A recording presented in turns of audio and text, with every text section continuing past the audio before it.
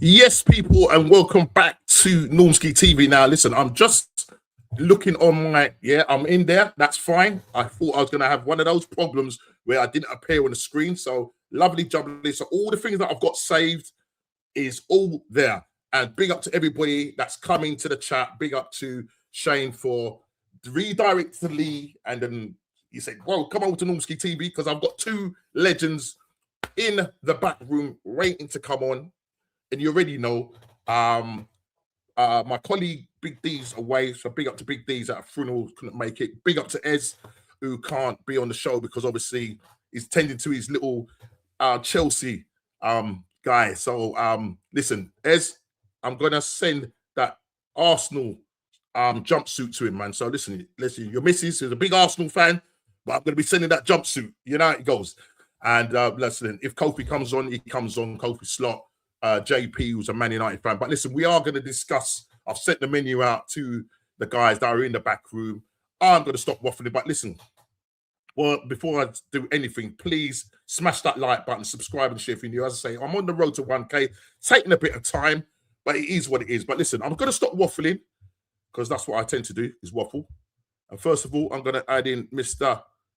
Wait for it, guys. Drum roll. I haven't got the sound effects like views, but here he goes. He's in there. And Mr. Shane Guna himself, Irish breakfast, mate. You know what I mean? The full Irish. They're full Irish. Big up to Big Views. Listen, it's been a long time coming. And listen, I really appreciate you coming on the show. He's a debutant on the show, man. And I've been on your show and, you know, putting my two balls well during my dinner breaks and stuff like that. You know what I mean? So it's good to have you on the show. Listen, talking proper football, you know, not like some other. Oh, you know, I'm not going down that road, but you know what I'm going to do. You know what I'm going to do. I'm going to behave myself tonight. And just to let you know, for a disclaimer, Views has got a bottle of washing up liquid next to him with a glass. All right, so you know how it goes. You know, but Views, big up to you, man. Thank you for coming on, bro. Just tell the people. There might be some people that don't know who you are on my community. They might. Yeah, no, big up, man. Thanks for having me. Big up to Shane, of course. Big up the legendary chat. Make sure you're subscribing. Hit the likes. I've shared it out as well on both of my channels. I've also shared it on X. You know, hashtag get Normski to 1K. So that's what we need to be doing. You know, it's probably going to be the least you've heard from Views. No, you're going to be talking tonight. I'm only joking. We're on best behavior. You know, for the gentleman that is Norms. But yeah, man, I'm looking forward to it, man. Thanks for having me on finally. Big up Jane, partner in crime, you know. Yeah, man. Yeah, man. Yeah, man. So what are you saying? What are you saying, Mr. Shane Guna? What are you saying, brother? No, absolute pleasure to be here. I echo Views. Have it shared out. Make sure that everybody in the chat shares that out. Make sure you slap a like and make sure that you get Norms to 1,000. That is our mission now. As a group, that's our mission now, because it's a crime that he's not at 1,000. He puts the work in. He always good content. He does everybody else favors. He's always on our shows, especially mine. It gives me a lot of time. 49 I appreciate Norms an awful lot, man. An awful lot. I don't tell him often enough, but I really appreciate it. No, big up every time, man. Big up every time. But listen, just quickly before I do anything, just quickly go into the chat. Mr. Guna SC_SC. He keeps calling me Robbie Cena. Do I look like Robbie? Listen, man, I'm not Robbie. I ain't got his money. You know, but big up to you. Big up Waha. Good evening, gents in the chat. And Waha. It's a like the videos you enter. Drop a sub if you're enjoying the show. Helps the channel out a lot. Mr. Kwaja, I call him. I call him the what's his name? What I used to call him? Come on, man. What I used to call him? The Perez, the Robert Perez. Yeah, you got Mr. Static, who's the Burkamp, and he's the Robert Perez of the mod. So big up to Normski Unity, and the panel full of legends in the chat as always. Yeah. Listen, look, it's a pleasure. Guys, let me bring in the daddy, Mr. Daddy. Yo, let me bring in Mr. Daddy. Big up to Ed, man. What you saying, bro? The new daddy. People, listen, I want everybody in the chat to just big up Ed on his new little young one. He's a young daddy. Yeah. I don't think the child is 2 weeks old yet, man. I don't think it's 2 weeks old. But I've already won the league. Hey. Yeah. So, I've already won the league. bro. You've But won, how you doing? you've won at life now. Yeah. No, How's fatherhood, man? How's fatherhood, bro? it's sweet, man. It's sweet, man. It's the best thing. It's the best. I can't articulate. I don't have the words, No. but Yeah, it's a man. good Yeah. feeling, man. I thought we'll give little Ez a debut on Oh yeah, Uncle listen, Louis' team. 100%. Yeah, listen, don't forget, I'm sending around a little grow, baby grow, Arsenal baby grow. So please. I mean, don't ruin it, Normski. Don't ruin it, Normski. But yeah, no, big up to you every time, and Big listen, up everyone. Big up everyone. love to my niece when you see her, love to my niece. Yeah, big up to Yeah, I'm Chanel. giving her a little Big up break, to her. but I thought I'll show. Yeah, her yeah, face. I hear that, brother. I hear that. And I know when baby duties calls, listen, just put it in the private chat. Yeah. You know what I mean? Yeah, You know how it goes of still. course. Listen, Nice. get those likes up, people. Get those likes up. Gavin just saying heaving into Wahaha. Waha, Gavin. PSG 1, Flamingo 1. Jorginho with the penalty. Philip Louise, the manager, 2025 FIFA Intercontinental Cup final. Okay. You know that was on tonight. And just saying, Gavin's just saying big up to Guaja. Manchester City kickoff tonight. Obviously, it's the Carabao Cup, guys. And look, just as quickly, probably I want to touch on that before we actually go into the menu tonight. Yeah, obviously Chelsea played last night. A little bit of a scare, but they come through. Garnacho with 2 goals, winning it 3-1. They're in through to the semi-finals, and I can see Ez shake. Ez, just quickly, I didn't watch the game. Was there anything to worry about? I know Maresco made a lot of changes, and obviously, I think the draw. Will the draw be? I just can't remember because we play next Tuesday against. Draws tonight. Draws after the match. Draws tonight. Okay, so we will know who our potential opponents are if we get through. But Ed, just quickly on the game, because I didn't watch it. Yeah. Do you think you're going to go all the way? I mean, I think we're more of a cup team. And I think if we got any chance of winning something, it will be the Carabao Cup this season. Okay. Maresca seems to have a way of winning cups. He's won 2 in his first year. So yeah, we'll see. And then we do better against the bigger teams.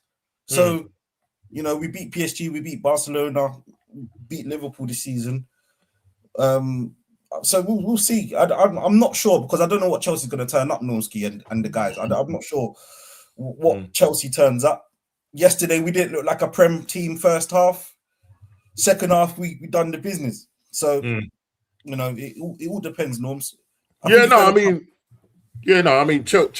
I mean, they're just one of those teams. So a couple of weeks ago, I was asking you, Ed, and I was asking Yasu, who was on the show, are Chelsea, are running for doing something in the league or making some sort of impact? I mean, in your last sort of 4 games, is it 7? So is it 5? Is it 5 points from 12? 5 points from 12? Yeah. Do you know what I mean? Going away to Leeds, which I thought you would have won, but they probably set up against you. You know what I mean? How the Chelsea fans feeling about Chelsea in itself, and are you going to have a say in where the league goes, or are you going to mount a challenge? Are you going to buy more players in January? What's the score? I doubt we'll do much business in January. There was that season a couple of years ago where we done almost 300 mil or 200 mil in January or something. That will happen again. But with the league and stuff, Normski, I've always said we're not in a title race. We're not good enough. Chelsea's not good enough. But then you've got 2 different types of fans, Norms. You've got the fans that still think we're under Abramovich and we're going to get the best players in and we're going to go and win and everything and challenge for everything. And then you've got the new realistic fans that realize we're buying kids and it's going to take a while. And that's why you're going to get the Chelsea that will beat. Or, for example, we drew against you guys, didn't we? Yeah, we'll turn up for that, and then we'll lose against Leeds. So I'm one of those fans that I'm looking at that and going, we can't go for a title with that level of inconsistency. That's just the reality. And maybe up to again in a year's time. But I'm enjoying the journey because I'm seeing improvement. You sound like Mikel Arteta, mate.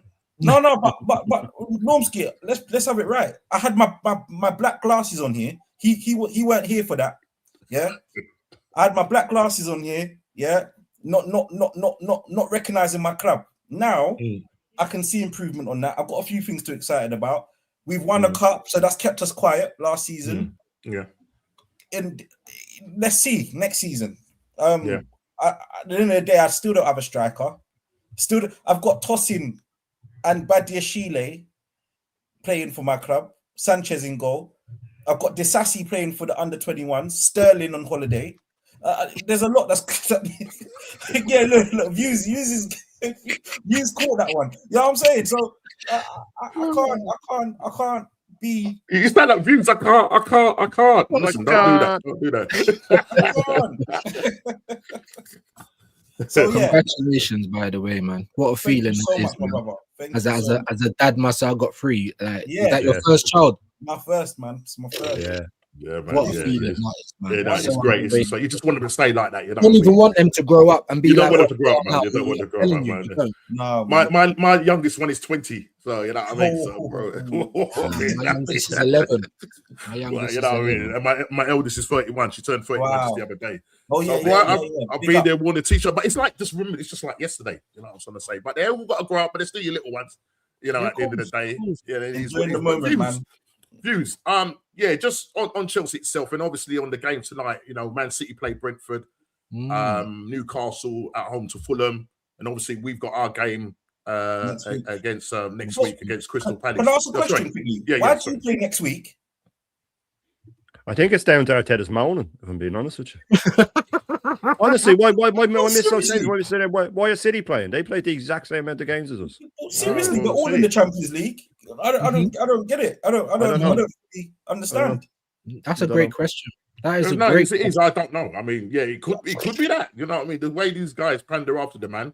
And then they're playing at 8 o'clock on Saturday as well. That's an extra little few hours. I don't know. Is it 8 o'clock? I think it is. Yeah, it's 8 o'clock. It's 8 o'clock. It's my birthday. Palace play in the Conference League. There it is. Okay, so yeah. Palace play in the Conference League tomorrow. So it's moved because of them. That's what he was. Yeah, because he was moaning about it being moved to the next week. What do you expect them to play 2 games in 2 days? And then he'll complain about that, won't he? He complained about it. But what you've got to understand is that we all play, you know, those people in that top 6 and playing European games, we all play the same amount of games. Yeah. So, you know, I don't get that. Because you got a week off, aren't you? From Saturday to Saturday. That's sweet. Yeah, I mean, he's allowing his players to rest. That's whatever he thinks he said. You need that, to be fair. I think you need that. He won't be allowing them to rest. They ain't resting their training. Trust me, they're training. Yeah, they'll be doing bleep tests. You know what I'm saying? Like every day of the week. No, sure. It came out that even when the players are injured, they still have to be in at 7:30 in the morning to do like exercise and to do. You know what I mean? It's Wow. There's no rest at this team. None. Wow. So so listen, Man City play tonight. As I said, reviews against Brentford.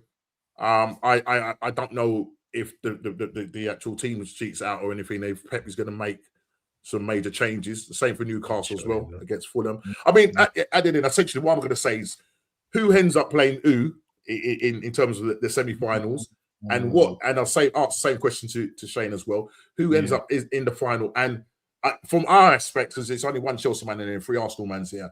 You know, we need to win a cup. We need to win a cup to just get us into that mentality and that mode of like winning something. Yeah. And I think a lot of people want to just throw it in the bin and say, "Oh, it's only the Carabao Cup," man. But we haven't seen one since what?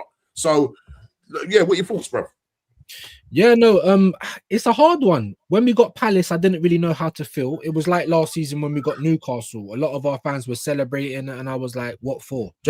You know, we've been absolutely dire at St. James's. You know, this ain't going to be an easy game. And none of them are for Arsenal. You know, we played Wolves, the worst side I think I've ever seen. They might be the worst side in Premier League history by the end of the season, and we can't even score against them. So in terms of confidence, I mean, there isn't much, but yes, I agree with you in terms of the cup. I've been saying it from last season. Just leave with something. Do a Denzel. Just leave with something. You've been here for too long. You know, give us a day out. You know, that's the only thing that's really going to unify fans is the team winning. You know what I mean? And it's the only way that people like me and Shane and, you know, even yourself, Norms, and other people on our side of the fence, that's the way that we're all going to get behind the manager. But like, it's winning. That's the one thing that's going to unify everyone. And it's funny because I just done it under the lens of Gunnar Rican, and that's what he was saying. You know, he got into Arsenal when there was no ins, there was no outs. Do you know what I mean? I know I'm kind of going on a bit of a tangent, but you know, that's what I think is gonna unify. I feel like it's gonna unify the fans. But in terms of the Carabao Cup, listen, I made a video. Are City back? In my mind, they are. You know, I don't know Pep to go one season without winning and then get nothing again the next season. So I feel like Man City, he you know, Pep will have the same mindset that I've got. Let's win the first available thing, and then we're gonna ride that wave until the end of the season and see what else we can shake out of the tree. As for Arsenal, we need this cup.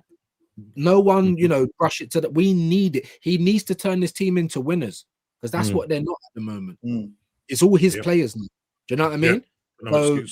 So for me, that there ain't no excuses. And if you win that Carabao Cup, not only do you get a great day out, not only can we say, you know, well, at least we've won something in this time. You know, it brings people together and it gives the team the belief then, I believe, to then go and push in that league or push in that Champions League, because you know that you can cross the line together.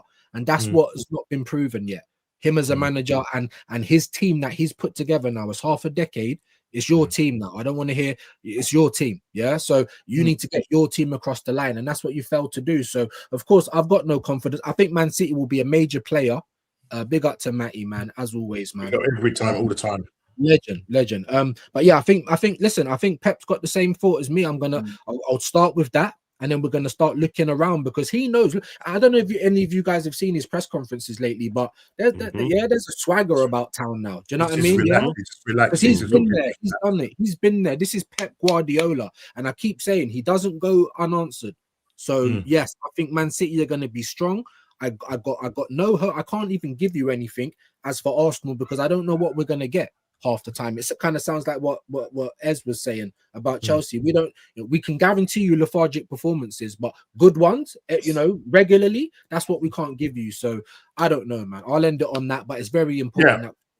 And I think that's thinking of our season when you look at it, because you know there's people saying, "Oh, we're sitting top of the league, sitting at top of the league, at Champions League like that." But I could probably count on one hand, possibly, that we've, you know, played okay. We thought, wow, but it hasn't been like from minute 1 to minute 90. I've not seen that, and so that's why, you know, over this side we're not called the bottom of schooners, we're called the cautious schooners, all right? Yeah, you know, people want to label us as that because they essentially think that. Shane, they think that we want our team to lose. You know what I mean? That's why you nearly smashed your light, or did smash your light, when you know we conceded that last minute goal against Villa. And so, you know, we are passionate about this club and we want the club to win. We're not here just for, you know, just to make up numbers and try and get clickbait and all of that. We say it as it is, we call it as it is. If Arteta does well, you set a goal for him. When he won those 5, you said, right, let's go to the next 5 now. Let's see what we can do the next 5. Now, obviously, just quickly, on the Carabao Cup, do you see us getting to a final? And if so, who do you think we will get potentially, or do you think that we might mess it up? We are going to be at home to Crystal Palace. We have, you know, and this is not an excuse. We have got a lot of injuries, but you know, he's paid 15.6 million to make it work, and we're told that we've got a massive squad. Yeah, make it work. So what you saying, bro? Yeah, no, well, first of all, no, we won't win it because it involves a semi-final. If we get through, we're out. Honestly, I'm not that sounds, but that's just the way it is with this guy. And especially then, it'll be almost a guaranteed a good team. It'll probably be a Newcastle, a Chelsea, or a City. 2 extra games. They can rotate. We won't be able to because we'll have too many injuries. It could be devastating. I did say, like Views, that it's essential, like Maddie said, to win this, because if we were going into a title race with City and we had knocked them out in the semis or beaten them in the final of the Carabao Cup or just won the Carabao Cup and it was 3 points difference, we could say that there wouldn't be questions of our winning mentality. Well, they won already. Here they go. They're going to do it. People don't realise how big it could be if we've lost, especially to City, or if they've won it. It'll be like, well, Arsenal are going to bottle it. They always choke right at the line. It's huge. And the problem is that now we can't really rotate in it because all our players are injured because of this manager. Now, the thing that you were saying about me setting him a target, that was 5 wins, but he messed it up right at the end with Sunderland. He drew. Then I set him a target. I set him a target with the Tottenham. I said, Tottenham, Bayern, 2 great performances. Go do something against Chelsea, and then we can start talking. Of course, he messed that up again. This is what he does. Every time he gets to the top of the hill or just near the top, he stumbles and he starts to slide down and he drags everybody down with him. But I said at the start at the summer, Me and Jez did a show together, and we went through each competition. How do you think we'll do in it? And we said the league, we won't win it because we'll bottle it because it's the league, it's him. And we said with semi-finals of I said with the Champions League, anything else that involves a semi-final, he'll go out in because it's any pressure game. I said FA Cup and League Cup. I said as soon as we meet a good team, either away from home or over 2 legs, he'll go out because he can't rotate, because he doesn't understand how to get the best out of his players. And I look at us going into, if City get through, which I think they will, you look at that 7 changes, the players he's kept in, the Cherkis of this world, the Reinders, the Nico Gonzalez's and the O'Reillys. O'Reilly's a young up-and-coming left-back, so he can get a bit of football into him. Nico Gonzalez is still finding his feet. He's becoming a very good player now. Reinders was back from injury a while ago. He wasn't rushed, by the way. He was put on the bench many a time because Pep couldn't believe when people were asking him why isn't he starting. He said, but he hasn't trained well. He hasn't been training very much, so he couldn't understand why people would ask. And then Cherky, who is again coming back from injury and finding form, and he'll play him in midfield now tonight. Played him out the right wing the other week. Played him out the left wing the week before that, and now he'll play him in the 10 because he's not afraid to use players in different positions properly. By the way, I might add, not silly little changes for the sake of it. So if they get through. Would any of us fancy Newcastle, Chelsea, or City in a semi with this manager? I mean, that's all you have to. That's all you have to know, you know. So, in a weird way, it could be a blessing. Like I said, if you did end up beating City in it, that could be huge. But I just, you know, like View said, and I said it a couple of weeks ago. I saw again Pep in a press conference, and he just said someone said along the lines of, "He's just starting to look good now," and he sort of looked like, you know, well. You never asked me before, but yeah, I've got some great players coming through. Yeah, they're so focused. That's it. No. And he said, look, I'm not being arrogant, but I do know how to get over the line. You know what I mean? I've been there, I've done it. And he has the eye of the tiger for me. He has the eye of the tiger for me. And I said at the start of the season when everybody was putting up Sky Sports, Tom Canton, all these guys were putting up, here's Liverpool's fixtures and here's Arsenal's fixtures. And no one put up City's fixtures. And I said, he doesn't even need to do a team talk. He just prints that out and puts it up in the dressing room and goes, there you go. They're not even mentioning you. Not even mentioning you. The eye of the tiger, man. And I said that the Haaland would get golden boot. He has the eye of the tiger as well. And when it comes down to it, if we're in a neck and neck race with City, for me, the squad goes out the window. I look at the 2 managers and I go, wait, hang on a second. You know, one of them's won everything there is to win multiple times, and the other one lives off excuses. So. Yeah, listen, this cup it's massive for me, but do I see us winning it? No, not in any way. I'm sorry, I just have no faith in them. I have no faith. I'm even worried about Palace. Never mind the semi-final. Yeah, but we should see what happens. No. Great points there. Absolutely great points. And look, as I say, we'll see what happens. We'll see who we'll potentially get this evening. We're keeping one eye on the game tonight as well. Obviously, we'll probably finish before the game. Well, I say probably finish. I know. Man City kick off at 7:30. I don't know if it's all of them are kicking off at the same time, and that. But just sort of saying on the menu, as I normally do, I send out a menu to everybody, and on the menu, and Shane should know about menus. He used to be a chef and all that. You know what I mean? So, you know, so we tend to just kind of have a little look over the weekend on our, you know, various teams. And we don't delve into them too much. We just really kind of want to focus. Like obviously, as I will focus on his side. I mean, look, as you went away to Everton. A game that would have been possibly tricky, coming off the back of you know drawing against us with 10 men, you know, then losing to Leeds, you know, and it wasn't kind of looking too good for you. So it's like, oh, you know, it's going to Everton, Dave Moyes, new ground and everything. But you did account. I didn't see the game. I haven't even seen the highlights. I know Cole Palmer did score, and I think was it Gusto scored in that game. Yeah.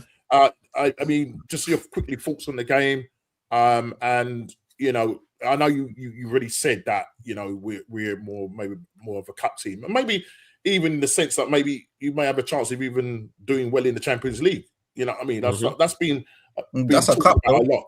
Yeah, that's it. That's what I'm saying. That's been talked about a lot. Do you know what I mean? So I mean, just how do you perform in that game? And going forward is. Are you going to be consistent, or it's going to be this bit of the same thing? You know, not too sure what Chelsea side is going to turn up.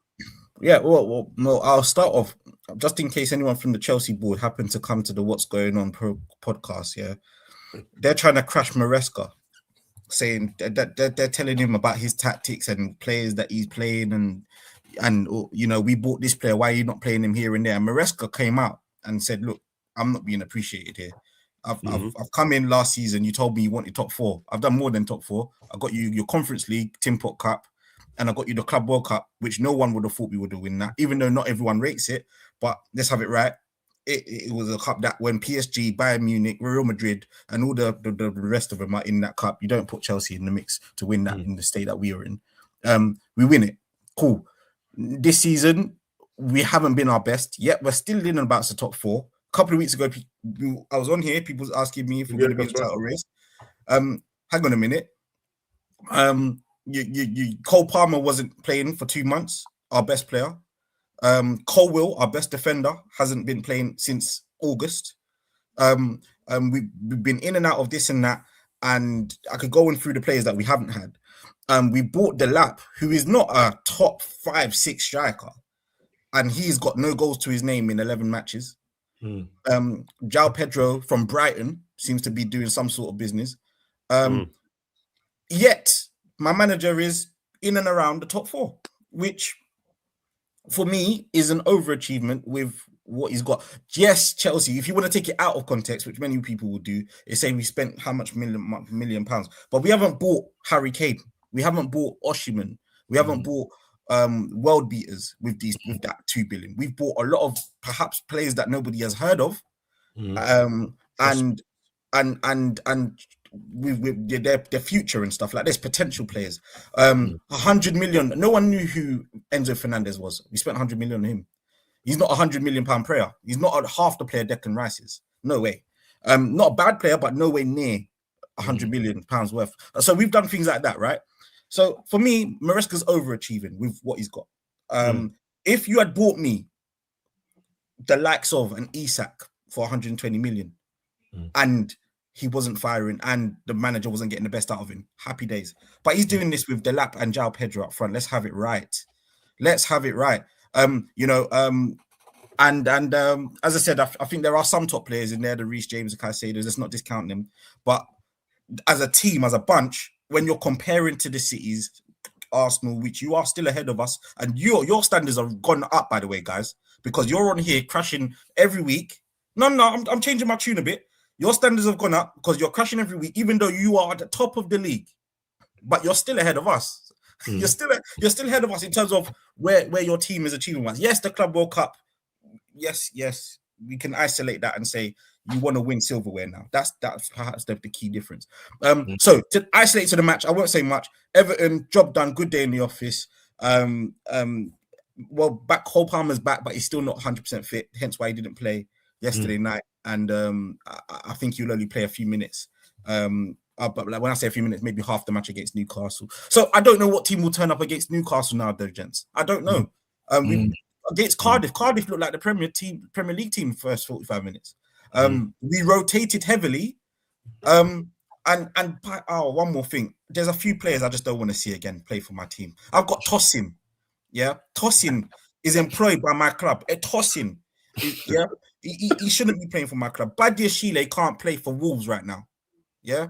There's a few other that I can't bother to go through all of them, but somehow Maresca's getting something out of this team. So what I will say is, Chelsea board, be careful what you wish for, because you'll sack him, you'll bring in a Glasner, you'll bring in an Irola, you might even bring in Southgate, and you will see that these men can't do what Maresca's managed to do. Have you noticed? No one's even talking about how much money we spent since Maresca's coming. Do you know why?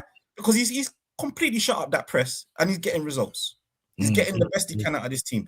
And that's what I will say. I don't know what it looks like. Ask me again though, come summertime. Forget January. January will come and go. Summertime, but depending on the business we do, that's what I would then change my stance on what I expect from Maresca. You bring me a proper 9, someone that's going to bring me 25, 30 goals a season. You bring me in a top centre back, one that can talk to Saliba, Gabriel, Van Dijks of this world, and a proper goalkeeper, because Sanchez is the sort of guy that you could be winning home and dry, and you'll give the ball away to the opportunity of. He done it against you guys last season. He was winning 2-0, I think, and he's giving the ball to Declan Rice. Whoosh. Then Trossard's come in and scored the equalizer 2-2 when the match was coasting. That's the sort of keeper I've got in goal. So that's not manager problems. That's recruitment problem. Yeah. All right. It's just before Shay, was you going to come in and say something? Yeah, no, just going to say that I have a lot of time for Maresca. I think he's done really well. I think he's done really well there. I really do. And even with if you look at like as I was saying about the defense and stuff like that, like Cucurella was sort of, people were calling him a bit of a flop. He's one of the best left backs around now. I was one of them. I'll be real. Yeah, and he's balling out. And then you look at the sort of ragtag defense that he's had to work with, and the keeper. They have the most clean sheets in the league. They have more clean sheets than us in the league. We're the best defense in the world. They have more clean sheets than us. You know what I mean? And they're doing it with a keeper like that. I think it's like everybody knows. I'm obsessed with rotation and all. I think Maresca might even go too far, even for me. Sometimes he can overdo it. Yeah, he can overdo it, but he was doing it from last season. Yeah. But I mean, this is the thing, and he had the Summer World Cup as well. People forget that too. You know what I mean? He had competitive and that's the difference between top managers. Yeah, when we had Potter said, "Oh my God, I've got too many players." Hello, that's the manager's dream. That's the manager's dream. Potter had too many players. You remember he allowed people like Carragher to come and say there's no space in the changing room. He allowed that. What Maresca did was said, "I've got an A team and a B team, and I've got players that I just don't want here." Yeah, he just turfed out the ones he didn't want to. Turfed them out. I don't pay the players, he says. I don't pay them. I don't care how much they cost. Don't care how much salary they're on. Look at Sterling, the highest player. He doesn't care. I don't want you in the team. Go and train with the under 18s. Don't care. I don't pay you. And that completely shut up everyone. Even Carragher's speechless these days. He ain't got nothing to say. But even Garnacho's playing better at Chelsea. Oh, Garnacho. He was brilliant the other night. He was brilliant the other night. Showed that he's got that second goal was amazing for he did it. Van Nistelrooy did it for United years back against Fulham, and everybody's talked about it. The touch at the outside of the foot, and then quickly turned it into defending it in. He's playing well. I like João Pedro. I think Neto's absolutely falling out under this. Neto is falling out, and that's what I look for in managers. I look for the players they're improving, and he's improved pretty much every player.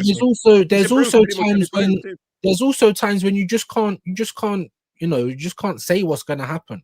Because, like I said, you're talking about a goalkeeper. You was in for Mike Mainen at the start. Yeah, you remember that? Yeah. So that would have been that before we seen Delap or João Pedro, especially pre-season and Club World Cup. There was no complaints about them too. I thought they were competent buys. 2 strikers at the time, right? At the time. And then I was saying there that they need a striker, goalkeeper, and a centre back. You bought Joel Hato. Now that was someone I was asking for. Right? No, and this is before a ball was kicked. Yeah, that's true. That's why Liverpool won the transfer market, because no one was questioning their buys. I like this view. This is good at all. So there has to be, like I was saying, Slot was very competent last year. What's the difference in just one season? But the energy changes. Some things you just can't account for is what I'm trying to get at. Yeah, and one more thing, Les. One more thing, because, and I'll shut up. Big up to Matty in the chat as well, all of the legends, right? Arsenal fans tap in right now, because look at how Ez is talking about the Club World Cup like it's tin pot. We've got our manager talking about charity shields. They're played under friendly rules. Yeah. 2 more wins for Chelsea, 2 more tin pot cups. They are the 3rd biggest club in the country. Yep. And the biggest club in London. And the thing is, on that views, and before Ez comes in with the Club World Cup, it's the first ever proper time it's been done. Now, when the European Cup started in 1955, nobody cared about it.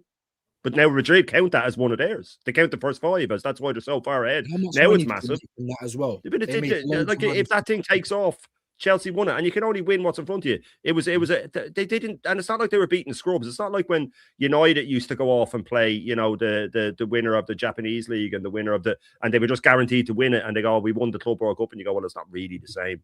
You know what I mean? They were playing teams from Europe. They were playing teams they played PSG. They played all of these good teams, and they beat them with loads of new players, and they played really well too.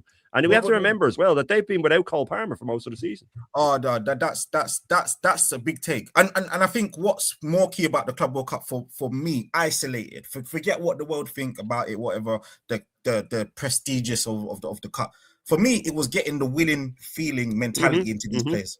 That is a stage where PSG are just squad, isn't it? It's a young squad. They're a young squad. PSG are D1s to beat. They just won the Champions League. They are D1s to beat. And you're going eye to eye. And you don't just beat them 1-0. You beat them 3-0. Yeah. 3-0. and you take that and you can say, fair enough, people don't care about this cup, but you should, because you see that badge you got on your shirt that says you're going to have this for 4 years. When you're going into the Premier League, whoever signs for the club now needs to understand that that isn't even the level, but the winning is. I don't care what you win, we want to win. And that's why even just getting closer to the Prem this season, some of these players, you're not going to see them. I'm going to be on here in the summer with Normski and the gang talking about how much players we sold because they're not good enough. We got rid of how many guys that weren't good enough last season, and we'll do the same this year, and we'll hopefully bring in the guys that will, and the ones that will, they will stay. And that's what I'm saying. I think you guys need people like you on your board that care about the results more than just taking part. And I get that. I totally get that now. First I was looking from the outside and I said, maybe Arteta's doing a good job because he's there or thereabouts. And you know what, guys? Let me just stop here. Actually, let me just do this because I can't believe he's actually saying this. Let's just make him full screen here. Let's just do this. Oh, this is new for you, Norms. This is new for you, isn't it? I'm trying to I can't even find where it is. Don't worry. Just keep talking because this is. You know what, guys? Fatherhood has changed them, Norms. Fatherhood has changed them now. Listen, I had to go through this. I had to go through with this guy for 5 years. Maybe you've changed his mind, Norms. Maybe you've changed his mind. Well, maybe, maybe he's talking to some proper geezers. You know what I mean? The standards have gone up. The standards have gone up. But I still agree that it needs to come higher than Arteta. Your board need to start talking like how you're talking. Because they have, though. They have this year.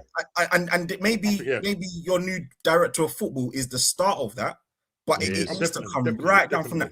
But competing is just not enough. Anyone you employ now needs to understand it's no longer about getting the band together so that we look like we're better than we was. It's about, if you're coming to play for us, you're coming to win stuff. And by all means necessary. I don't care about injuries. I don't care about rotation. I don't care about A team, B team. As far as I'm concerned, the B team is good enough to go and win. Otherwise, why are you here? And that's what City's got. That's what I heard Bernardo Silva talking the other day. And he was like, listen, when you're employed by City, we're not looking for anyone to blame. Don't talk to me about Pep and his tactics and this and that. If you're playing for City, the standard is to win. We almost put that when you're signing the contract, win. That's it. Don't blame this or don't blame that. And I feel like Arsenal need to get that in them. And I think Chelsea is kind of still riding that from our history, not necessarily our new owners or anything. But and if you get that, I think I will be scared of you. I will genuinely fear Arsenal. You know what it is? The new owners understand the requirements, though. Yeah. So even though, that's why. We are probably in issues with FFP because you guys can still sell. Like, that's the sell thing. like anyone's business at that. You know, one thing we're good at. Money for some Some washed out player. Like you're the best at that, and that's why you can keep going. And selling players and buying players. But whether it's Roman or whether it's the new board, they understand that that's part and parcel of it. A lot of these fans are still locked back in the old days. It's not FIFA. It's not. Well, it is. No, but it is now. It is. It's Football Manager, FIFA, all of the above. And just before I be quiet again, Bernardo Silva, ain't he been captain for Man City for a little bit? Yeah. But he might sit on the bench one week. And it might be Sabio the next, and it might be Doku the next. And are they complaining? No, they're winning. No. In fact, I was listening to that Bernardo Silva interview the other day, and he was saying, "Listen, City, he remembers where these players that are coming in were. He was there when Fernandinho, Company, and people like David Silva was in front of him, Aguero, and they were going through this thing where they were teaching him the requirements to play for City. Now he's doing the same for Reinders. He's doing the same for Nico Gonzalez. He's doing the same for Doku. He's doing the same for Savio. And they will get the message. And when they get the message, they will be teaching the next. And that's at the moment, there's no one at Arsenal that has been there, done it to say, right, this is how we do it. And as I said, when you get that, I will genuinely be scared. And one more thing I'll talk about the transfer market. I think he was right there, Views. You don't know with some players until they come and kick a ball for your club. You can buy Isak, and you just don't know. He could score 20 goals for Newcastle. Can he do it for Arsenal? We don't know. Back in the day, you could pick up a Van Persie, you could pick up a Rooney, you could pick up an Aguero, Drogba, and you knew they were going to come in and do the business for your club. Now, these days, it is a little bit more of a twist and pull on what players. Because I'm not going to lie, Chelsea was linked with Ekitike, and all of our fans were like, who is he? No chance. We can't take. We've taken too many gambles on a number 9. We don't want another gamble. We if you're going to spend the money, then you're going to spend big, spend it properly. But actually, TK looks better than Isak right now. Well, listen, talking about that moves us nicely into the Liverpool-Brighton game. Ekitike scoring the quickest goal. He gets 2 goals. Gets 2 goals. I mean, it's someone that I would have loved at the club. Do you know what I mean? Liverpool have got him, and he's listen, he's just coming to the club. I mean, there's a couple of times where the whole Salah saga, where Salah wasn't passing to him, and then the whole thing of Salah coming out to the press, and now he's now being reinstated back into the club. Whether when he goes to AFCON, will he get sold in January? Who knows? We just don't know. But look, Chelsea, again, that could have been a little bit of a tricky, a bit of another tricky game. But they dealt with it. They were quite professional. Yeah. They played well. Do you know what I mean? But look, Ekitike for me, a great player. You know what I mean? And Liverpool winning that game, 2-1. I don't know if anybody saw the game, or my missus, obviously she would have been heavily invested in it, and I do believe I don't know if my missus that's her, John. So that could be her in the Ekitike. Now my missus don't talk like this, so I'm not even know if this is her. But if it is, she's saying Ekitike is the Don. You know what I'm saying? You know what I mean? All right, okay. Good striker, man. Yeah. He just gets the job done. Yeah, very good striker. Yeah, very, very good striker. Views is just having problems with his camera, so he's just gonna get that sorted out. But yeah, Ekitike is a darn. And just big up to Yasser, big up Norski, Shane, and Views, and obviously Ez, and big up fellow. Yeah, that's and obviously referred to you, man. On there, World Cup. I like it. Man. Let me just bring back Views in. Sorry. Add him back into stage and just get everything back into its rightful order. 40 quid a month for this junk, I swear to God. Brother, what's going on? This now I can't even move. Listen. I'm being an uncle today. Oh, here we go. The famous words of Shane. Unks. But now look, Liverpool, winning that game 2-0, and look, let's not write them off, guys. Let's not write them off. You know what I mean? Because they could put a serious run together. With Salah going off to the AFCON, we played them, I think in January. I think it's January. Is it January we played them? Is it January?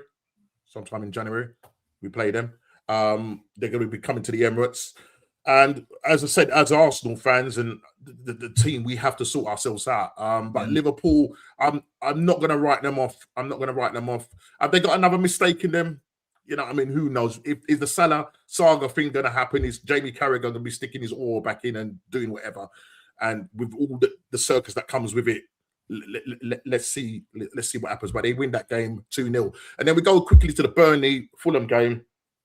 Fulham, a good away win to Burnley. This one was one of these hard ones to call. Do you know what I mean? Because Fulham have been kind of inconsistent. I mean, that game the other day with City at the Craven Cottage, where they were getting slapped, and then all of a sudden, bang!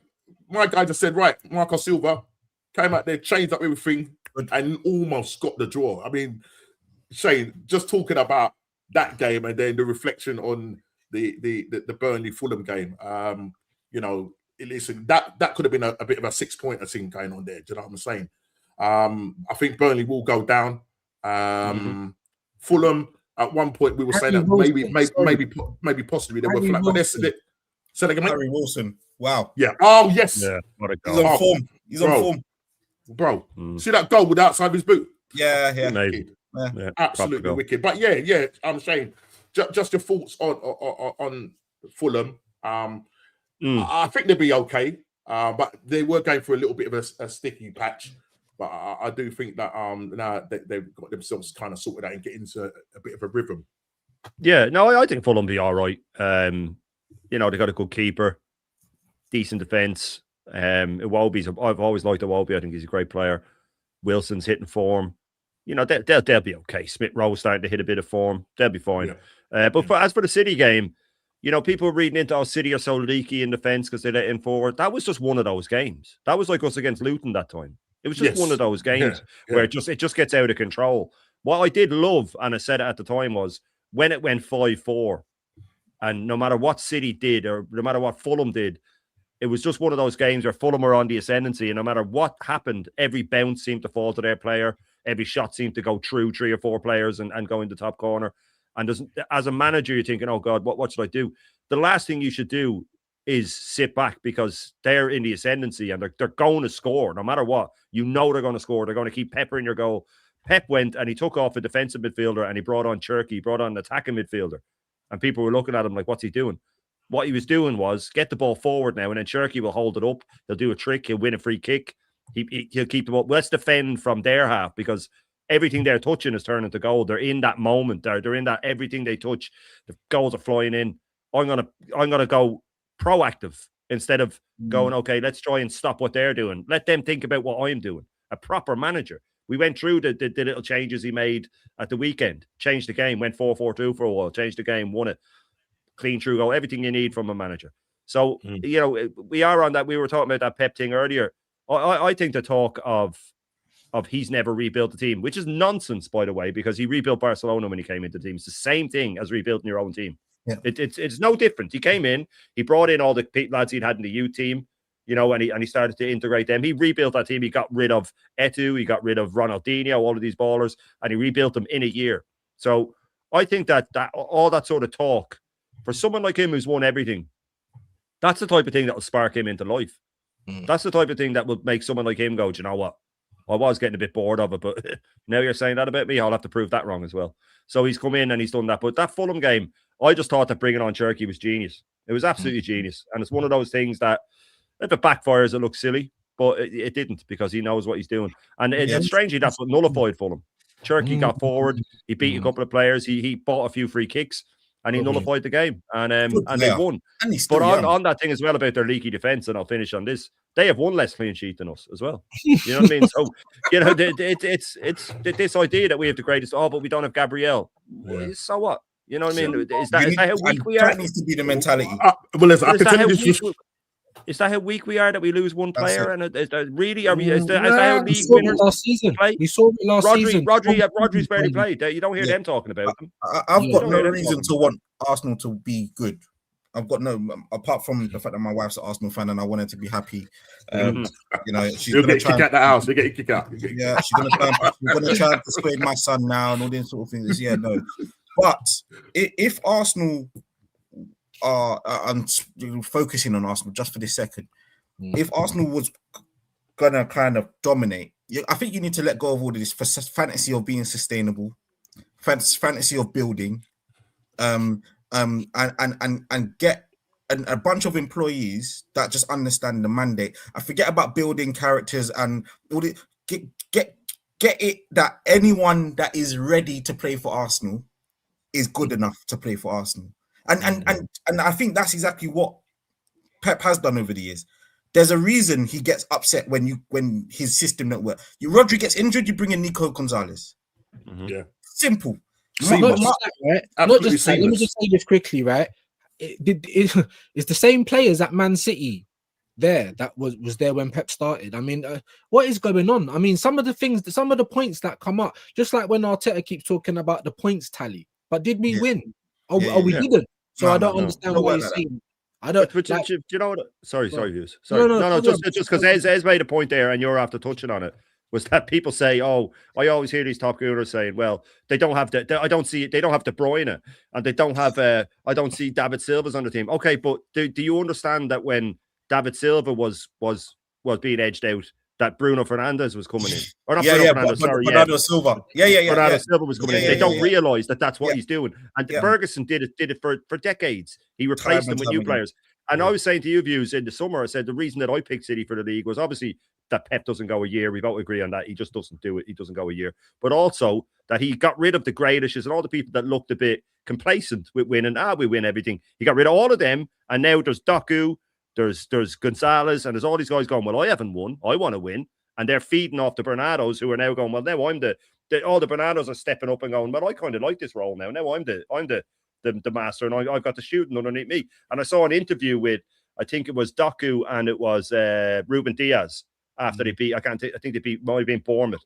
And Diaz was just really serious and saying, oh, Doku's playing really well. Do you know what? It wasn't. It was the Liverpool game when Doku shredded Liverpool. Absolutely shredded them. And Bernardo was saying, yeah, look, he played well, but you know, that's what he's here standard. to do. We expect that. Well, Yeah, look where we are. expect it. That's what we do here. He wasn't glazing him. He was just saying, no, this is what we do here. He's played well, but you know, he has to do it next game, and he has to. That's what you want to hear. Brilliant. But even with this whole building Winners thing, mentality. both Shane and Views and Normski, even with this whole building thing, I've watched that documentary with City, and Pep told some of his first team players, and we're talking about the best of the best, Kevin De Bruyne, Bernardo, Gundogan. He said, "I will play the kids." And that's no disrespect to you. What I'm saying is I trust them just as much. And no wonder when what's his name? What's the right back? Cancelo started to kick up a fuss. No problem. Yeah, I'll bring in Rico Lewis. No problem. Yeah. No problem. I'll bring in O'Reilly. No problem. O'Reilly. Oh, yeah. And that's and that's why it's a bit frustrating to see. It's trust as well, though, isn't it? It's trust, and it makes the other players feel like of course. they're part of the squad. And where he makes the squad. He makes players feel like they will play a part. Yeah. Where Arteta makes 11 players feel like they'll play a part. Yeah, and that's an example, and also an example of Ferguson telling players like bloody Evra and Ferdinand, pass the ball to Van Persie or you're not playing. Now you can guarantee that Arteta's not saying nothing like that to us. Don't pass to the striker, get it to the wing and cross it. That's what he's saying. Because Pep's a proper manager. And Arteta ain't, unfortunately. And what you're saying about this whole building, and I'll shut up on this, right? Because this really gets on my nerves. You can't have your cake and eat it too. You can't say we're the best defense and he's an architect and all this other stuff, but then not apply the same standards. Oh, but he needs more time to win. He needs more money. He needs I've never done in my life. Give me 7 years at it, and I'm decking out the whole house. Isn't for the top 6 teams. The top 6 don't build. We've built. And once we're built, we can blood in all of these other guys that we can also integrate. But we don't build and compete. No way. We leave that for Brighton. We leave that for Palace. And we can clap to say, oh, look what a good job so-and-so is doing at Brighton. Look at what look at Glasner. That's what everyone's going on about. Oh, he's at Palace. What a great job. But that's not for Arsenal, Chelsea, City, Liverpool. That's not for that. If you're on the top at the top already, and you can get a youngster or this player that's not quite ready, but you can see he's got the as well, great. But the foundation should be there, and that foundation should be competing if you're at the top. And so there is a glamorization over doing the 2 and 2. Hence why Arteta's got away with this phase 1, 2, 3, 4, 5. It's glamorized, and Norski's loving this, but it's true. It's absolutely true. It is glamorized. I can't believe Wes talking like this. No, but this is amazing. This is where the two things can be true. Where I think if you, as I'll say it one more time, if this comes from upstairs downwards, Arteta wouldn't be in the job right now. Well, but you know when we'll know? Do you know when we'll know? Because they have changed this season. They have come out and said it about trophies. Yeah, the first time they said it. I remember you saying and Arteta as well. He's saying it right. So we will know if we don't win anything and they sack him. There's 2 steps to this. To know about the board. If he doesn't win and they sack him, that's step 1, right? And step 2 is who they hire. Then we'll know. If they hire an Ancelotti or someone of that ilk, right? Now they're going for that. If they go again, and I'm even saying Glasner, if they hire Glasner or something, they're going for the same thing, right? So we will know. You don't want a yes man. You cannot have a yes man. No, and they need that's how someone you guys will know as well. We'll know straight away. We'll know straight away if what they're doing. But the thing is, also, and let me just add a caveat to that. It's not just that, but it's also their whole attitude, because they've been allowed to come to our club, take money off of it every year, which they did, right? Yeah, right. The silent stand told us right from the off, I'm not here for trophies. So they've made it known they're just here for the money, right? They used to take money out of Arsenal every year to pay for their insurance on their ranches and stuff in the US, right? I don't even know now if we're on their what's the page that everyone has? LinkedIn. Yeah, we were on it. Yeah. I don't even know if we're on that. Right, so, but I think they're feeling the temperature a little bit, because if we carry on with this, just pushing merch, pushing the journey, pushing dopamine, like the fans, after a while, there's only so much we can take. So I think, and Matty said it, legend, obviously, and it still don't sit right with me because I'm not a petri dish, but I understand that the Americans, maybe they're giving him the rope to hang himself with this year. That's what I understand, and we'll see, because I've even some other gooners, I won't even call them that. But other gooners have said, "Oh, you know, if he doesn't win anything," and they're still like, honestly, what they can't say. It's a big C word. It's context, isn't it? To it, right? And what Ez was talking about is aesthetics as well, because these people are too wrapped up on this whole, we're second all the time. Who cares? We're not winning. Chelsea are 2 trophies from being the 3rd biggest club in England. Yeah. And that was And the you're greatest celebrating trick as well. I pulled. Oh, That was the greatest trick he pulled, was coming in and making us out exactly what Ez said. You can't at a big club. This is the thing when they said, "Oh, were you happy when you were finishing sixth under Wenger and stuff like that?" And oh, look at the expectations now. My expectation, even in the latter Wenger years, each summer was we need to go for the league. That was my standard. That was always my standard. Oh, do you think you'll win it? Probably not, but that is my standard. That's what we should be doing. But now, we're competing. We've always competed. We're Arsenal. We have always competed. Do you know what I've noticed though?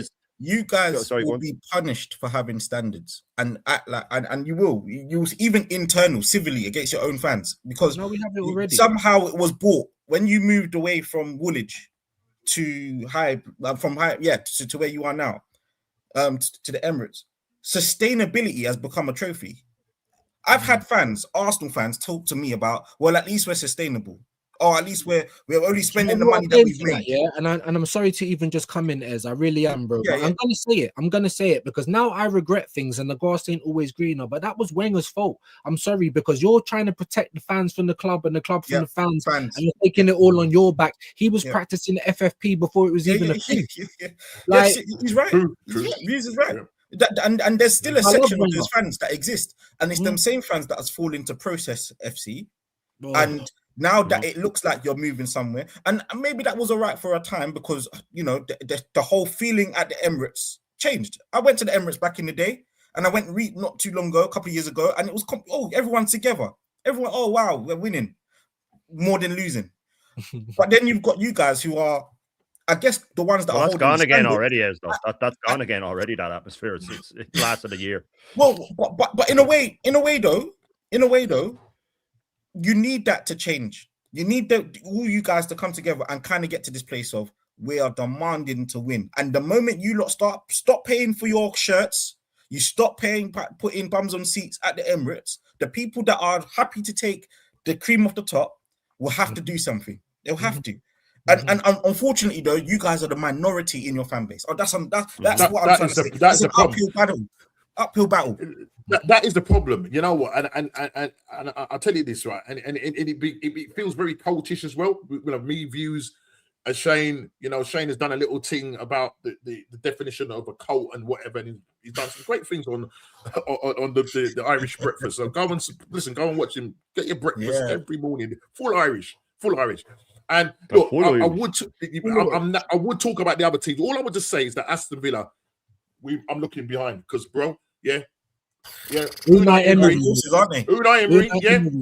If he's at my club, he's winning me a trophy. He's winning me a trophy with the money. He never got a fair whack. He never got a fair whack. And just to the point that Shane was saying, right? Because they were talking to Arteta before we got Emery. Yeah. Exactly. So if he gets back in January with even 80 million and a loan, we can win. They're in with the shout. Yeah. They're in with the shout. We're getting second. Yeah, definitely. Definitely. No, but it doesn't work. It doesn't work. This. We kind of want to win, but we want to do other things. But I'm biased, but you guys can correct me wrong. Abramovich, the best football owner. Forget what he done. Without a doubt. Best football ever. Without a doubt. And put the business aside, when he hired people with his stone cold face, are you going to win me stuff? Right, you know what happens to you if you don't, right? Okay, done. No excuses. Oh, but injuries. Oh, but this. No. I will sack you before you know it, and I will pay you off, and that will be good riddance. And you better play good football as well. You better play good football. Right. Thank you very much. Ancelotti in the tunnel got sacked. Yeah. So, Ez, let's say somebody said in the chat earlier on, it'd be good if you could take Arteta for our hands. Now, I guarantee you, if Arteta came to your club, in your first season, like whoever he took over from, how long do you think it will last? Oh, no way. Under Abramovich, how long would he last? No. He would have obeyed it to Christmas. No way. Not even to, I don't think so. So there's your standards. Yeah, no. Yeah? He would have obeyed it to Christmas. I mean, if you saw the football that you're seeing him play, would you take him? Watch him paint dry. Norms, do you know what it is with those standards? That is why they will pass us out with trophies. That's why Chelsea will pass us out on trophies. Do you know what? At Chelsea, it's not so much the football, it's the results. Chelsea are the type, we don't care how we score or how we win. We will win the cup by 1-0. We'll celebrate it. I think it's even worse coming from Arsenal, where you have a standard and an ethos where the Emirates is the carpet. We've seen the Fabregases of this world. You go through this world. You could go through the whole books of the players you've had and the football you've played to entertain your fans and win. To now come and play this football, I think I'm surprised. I'm still not win. The club died. We got 3 days. Yeah. And then we're all wearing black. Sorry, we got 3 days. No, 2 days, 19th and 20th. 19th and 20th. The 19th, you got the job. You all would forgive this football if you were winning. But you're not. You're not winning. When I'm saying trophies, I'm talking about. Yeah, winning trophy, yeah. But you know what it is? I would for the first couple of trophies, but if we became a club that kept winning, then I'd want good football with it after a while. But then that's when your standards go up and it will be within your rights. It will be within your rights for your standards to go up after your thing with the standards is, and you know what? It's the standards have always been there. We're Arsenal. You know what I mean? We've always been there since the 30s when we were winning leagues and cups and all that. The standards have always been there. We've gone through patches and not winning. Every club does, really. United have gone through patches. Liverpool United are going through a patch now. We've had a couple of FA Cups here and there. But the standards have always been the same. It's this guy. When I say about Arteta and me and Views a bit, I don't like him. I don't like him as a person. I don't like any about him. But I didn't like Xhaka. I still want him to do well, you know. But the thing is that he was clever when he came in, and it was part of the border part of it. That's why they wanted him. They knew that he could come in, and he would say about we have to start again, guys, and we have to do this. Because I got sent Klopp's first team at Liverpool recently. It was diabolical. It was so bad, the team that he walked into. Arteta walked into Aubameyang, Lacazette, Ozil, Saka, Martinelli, Saliba. You know what I mean? Tierney, Xhaka, Guendouzi. He didn't walk into a mess like he says he did. It wasn't even close to the this narrative has always been pushed. This narrative has always been pushed. And he says it, or he still says it to this day in interviews. Oh, guys, from where we came from. Where did we come from? Like you was driving the bus.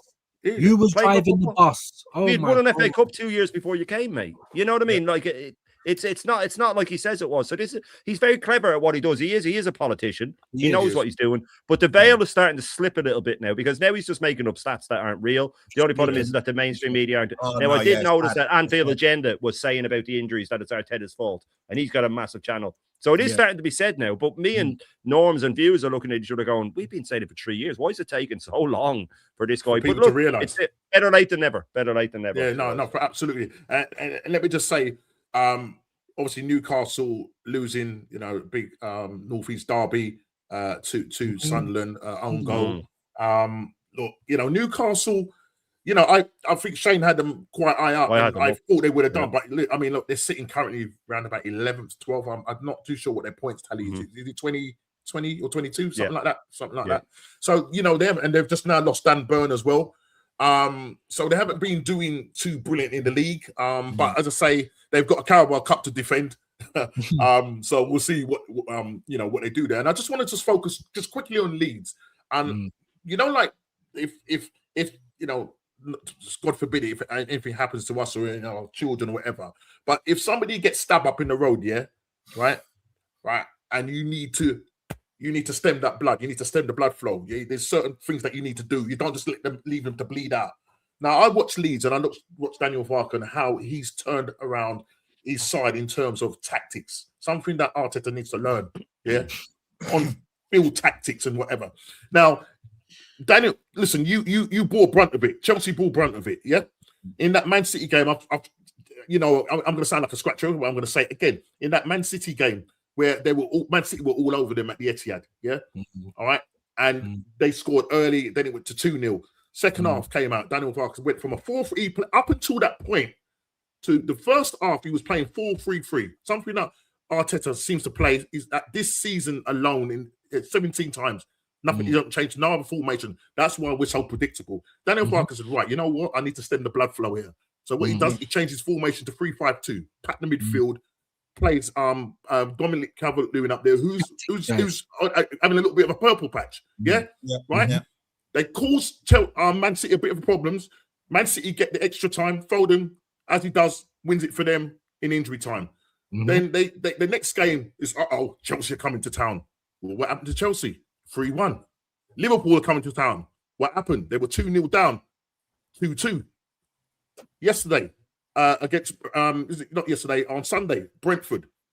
Brentford scored first, but they kept going came and back. going and What going. phase is he in? Do you know what I mean? Like, Thank Jesus you. Christ. Yes. What phase is he in? And so I take my out for Dunham Parker. Whether they're gonna stay up, who knows? But just the fact that he tweaked a little things, and that's something that we've been asked for. You know, Shane on the 12th man last, a big up to Dan, was saying about just tweaking things. Yeah, they're two different words, by the way. Massive Tweak doesn't mean change, by the way. Just putting that out. I'm not very good at maths, but my English lit is quite good. Yeah, that's not it. You know, to changing your tactics and stuff like that, and changing your formation to make things, you know, work in your favor. But you know, our guy. Remember Norms? Let me just jump in there, yeah, just quickly. Yeah. I'm not just going to talk about Arsenal, but I'm going to talk about Unai Emery because we just lost to Villa, right? Now, was I doing the watch a lot? I might have been, I don't know. I was watching the game anyway, and I'm looking at Unai Emery, and I'm thinking that he's staring into space. Like, what's the matter with this guy? He looks like an absolute maniac. He's sitting there, he's rubbing his chin, he's looking at the game. He's taking it all in. What's our manager all going doing? in, man. Beep, beep, beep, beep. Yeah, It's all going in there, man. doing? Our manager's Mr. Motivator. Flying planes. Yeah, he's flying planes. Unai Emery, the manager that you all said weren't good enough, took off a defender and put on a 10 to go and win the game. Not like for like. Oh, look at that. A tweak. Not a wholesale change. Yeah, a tweak. Because they are different words, guys. Yeah, right? Yeah, absolutely. Yeah. And that same player went on to win the game. That's bravery. Do you know what I'm saying? That for me that's tactics. Sometimes Mourinho will be famous for it. Even sometimes in the first half, if I'm seeing something that's not working, Joe Cole, you remember Joe Cole? Come on, so yo, what are you doing? Get off. Remember Joe Cole as well? They beat Tottenham 1-0 early in his career, and Joe Cole got the goal, and Mourinho came out and criticised him after, and the thing said, "Yeah, he scored, but the rest of his game was not good enough." And everybody was going, "I've never seen this before." He would actually say, Joe Cole had his best ever season. Joe Cole took off after that. Joe Cole took off. He played amazing after that. Brilliant. Yeah, he'll call players out. Big up our root calls, man. Long time. Arteta's a shop you checkbook manager, 6 years, only second with no trophies. Listen, we got beaten by Aston Villa. It was a dagger. It was a dagger in the heart. Yeah. Views and Shane were doing the watch along. Shane nearly turned over his room. Right? Yeah. Listen, what we're doing? What we're doing here? So we're thinking, okay, guys, what we need to do now is bounce back ability. Let's go to the Emirates. I was a fool saying that we were going to go and slap Wolves 4-0. A team, and Jez puts it nice, a team, that has less points than a triangle. Yeah, right. Right. Jez put it nicely. A team that has less points than a triangle. Yeah. Now they weren't playing 3-5-2 in other games, but they came to the Emirates because they knew, bro, we're going to come there. See if you can break us down. Listen, guys, we're playing Wolverhampton, one of the worst sides, but we were the one that looked overrun in that game. But Arteta, we dominated. We, blah blah. We got off. Listen, our shot accuracy, guys. If anybody in the thing, we had 16 shots, a total of 16 shots to their shots. I think they had 3. They had 2 on target. We had 2 on target. Their shot accuracy was 67%. What? Let me ask Ed. Ed, do you know what our shot accuracy was? What would you class as a bad shot accuracy? No. Just say a figure. Just say a figure.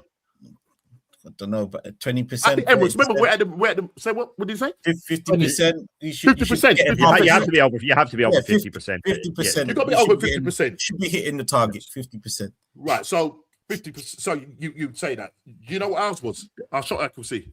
No, I did, Norms. 12%. And then we got man saying, but does it matter? Because we won. Yes, it does matter because we're looking at the bigger picture. We're not going game by game. Yeah, we're not going game by game. And even Ez said, ethos. You're a Chelsea fan. Can you tell me what our ethos is? Because I don't know what it is. Wait, I remember Arsenal wanting to prioritize playing football, good football. That's what I used to admire, if anything. And as I said, I would more so accept this football that Arteta's playing if he went Champions League, Premier League, and then they have a cup you could pick up on the way. Probably not. There was a point I respected what Arteta was doing because my team was 12th and 10th and them things. But now that I'm back into normal football, I wouldn't actually stand for what he's been doing for 6 years. No way. So going into lot of his money, a lot of 7th time. managerial season and he can't deal with a low block. I mean, need I say any more? and it's his Can't team rotate. as well. Can't It's his- rotate either. Yeah. Can't rotate. Yeah. Okay. And I still don't go feel on. like you've got an amazing squad, if you know what I'm saying. It's Like- not as good as people think. It's I'm not not good as people. Exactly. And We if don't touch Man City, bruv. If he's been allowed to make Norgard's the our backup recruitments, six. if he's been allowed to make the recruitments and however million he spent, and this team still doesn't look like that, how much more money does he need? 1, 2, that's a bit concerning because it should be there or thereabouts now. Where even if you're having a game where the game plan hasn't gone there, you can look to these world-class players that can figure it out between them, how to get a result despite what the managers put out. And that's a top squad. That's remember Company in that 1-0 win against Leicester. You might not remember it, but it was the goal, the Premier League winning goal. Yeah, he smacked it. That game plan went out the window. What's your centre back doing taking a shot? That's not coached. That's a top player doing what a top player skipper. Just like Rice But against he's been allowed. He's been allowed though. You see, if our centre back wouldn't even consider that, that's also part of the problem. No one's brave enough to go up against. That's the why guy. he got rid of all them. He got rid of the Aubameyangs and the Ozils that would And stand. look, you're seeing a prime example of it now, because what on earth Lewis Skelly's done to get the treatment, I don't know. But now it's not only affecting his Arsenal career, but you're not getting picked, which is right. He's competent. If you're not playing every week, why are you going to get picked for England? Well, O'Reilly will get picked now because he's getting played every week for City. Why do you think Eze is going to just listen when he says move, do this, do that? Eze is going to listen, bro. Why are we coming out and saying when players leave from other clubs that they won't be the same? Why? Yeah. Because we knew. Yeah. But people are having a go at them. All of a sudden, Eze, Glock, they're all on the chopping block now. Yeah. They're the centre of attention now to, he's just come. The expectation is big on this guy. He needs to be scoring. Eze needs to be controlling the game, and he needs to be playing in that number 10. His game is to roam, not to play it on the left hand side. As someone that's played football, and I'm sure there's others that are listening, and some people in here that have played, like some players need that level of refining and that level of discipline. But football is just not that linear. That in certain moments you can't coach it. You cannot coach that specific. And therefore, if I'm now thinking, oh well, the gaffer won't like if I do this, in a moment that perhaps that is the difference between winning and losing, drawing. And that's where the problem is, where players are not allowed to express themselves for the professionals that they are. If you think you can score, go and score. If you think you can make that low percentile pass, do the low percentile pass. Right. But they're not, because then they're going to be the new pariahs. Look at Ethan Nwaneri. Then you left him out last season for weeks on weeks. You played. But you can't drop everyone. You can't drop everyone. And that's where hold on. He played him the last game against Southampton, almost throwing him under the bench because he was blowing after 20 minutes. Why? Yeah. You've been sitting on the bench for weeks, no game time. No, you know what I'm saying? Match fitness. No match fitness, and this is what he does. So that's what, and I'll shush. That's why I say this on my channel every day. When Gyökeres and Eze come, I was so happy. Why? Not because I thought they were going to blow everything up. It's just going to show you how inept this manager is. Right. Because he's got a striker now, no excuse. And that striker, I'm not going to lie, I wanted Gyökeres at my club. I will still take Gyökeres at my club. And I'll tell you this now. If you give Gyökeres the chances, I was going to say, there you go. If Gyökeres comes to your club, just like Osherman and these out and out number 9s, they will thrive at your club. We have the system doesn't support these players, and it is an Arteta system doesn't support the players. But everybody wants to say no, the players must adjust. It must be Arteta adjusting or the team adjusting. So what's the point of crying out for a striker? Yeah, because the problem is that the likes of Havertz was missing barn doors every week. And we haven't seen Gyökeres do that yet. We haven't seen him miss open goals, miss right in front of the goal. Sometimes but he's meant to get on the end of a cross, though. He's meant to get on the end of a cross. That was a shot. It's harder to miss than it is to score, and yet there's Havertz missing it. Now we got these same guys calling for Havertz to come back in. Yeah, and Jesus, Mikel Ultra, 14 goals. That's the most goals this guy scored. Jesus, 14 goals in his career. It's Mikel Ultra. He's come back. He's been out for 340 odd days, and he's had more touches than. Yeah, of course it's an agenda. Don't tell me it's not an agenda. It's an agenda. And I was back. Listen, I've called that Gok. I've called it Eds. Because sometimes when I see Eze and I'm thinking, yeah, man, come on, get more involved in the game. But sometimes I don't know if you can blame the player, but you need more for them as well. I'll say you do. the two things need to tango. Yeah, it's a rock in a hard place. And I said to Shane earlier, and I keep saying it on Clean Through, make sure you go and watch that, shameless plug. Yeah, make sure you're subscribing over here as well. How must these players feel knowing, right? Every game, I ain't gonna get a full game.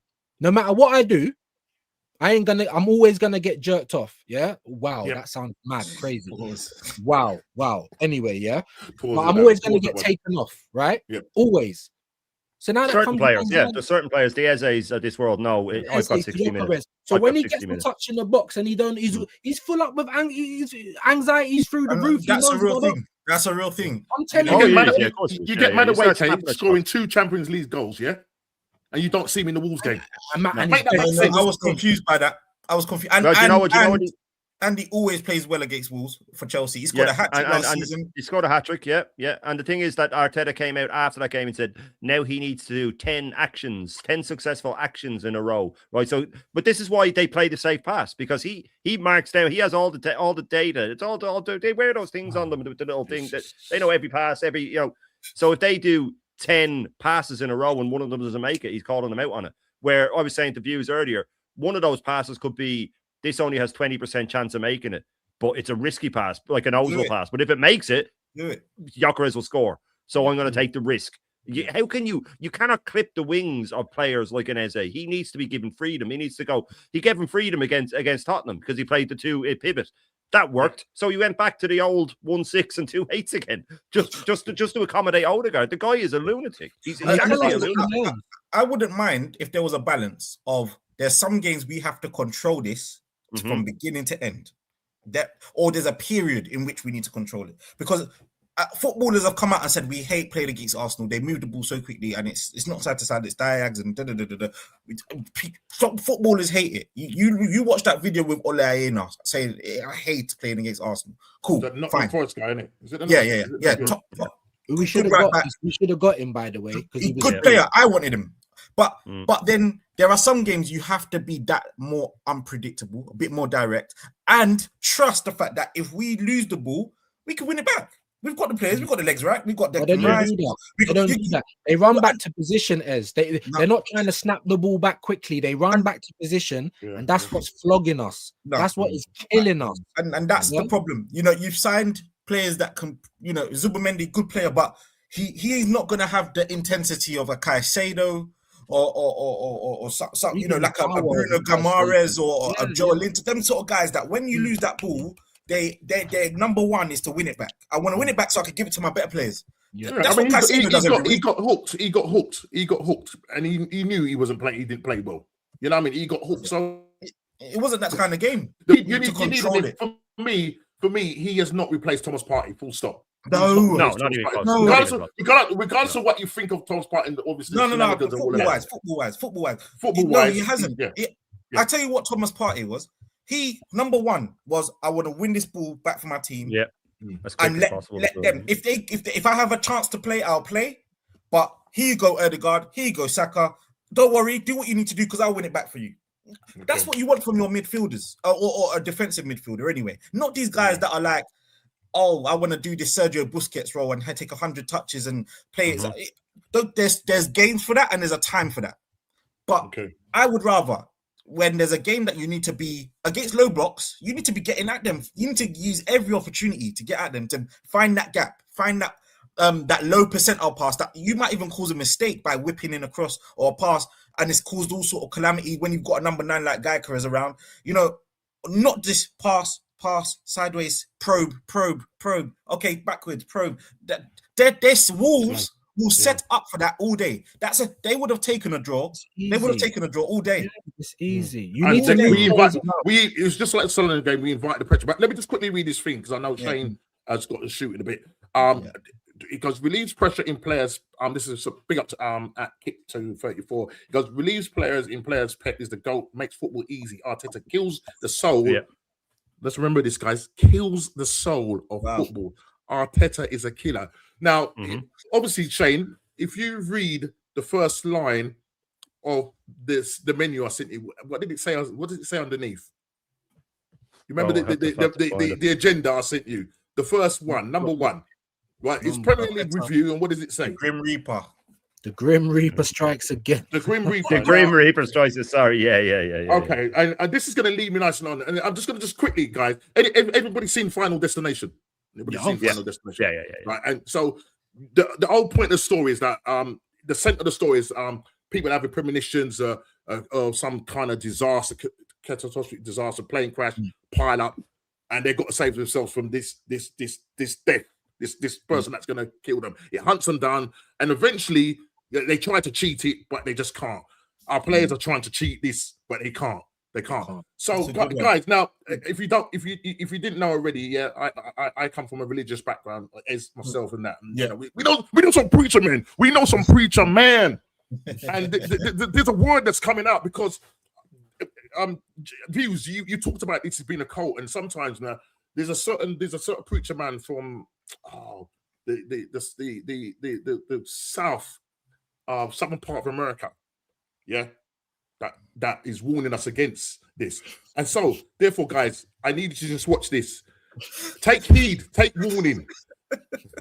Take heed, people in the chat, take heed. Yeah. A word is two words are about to come.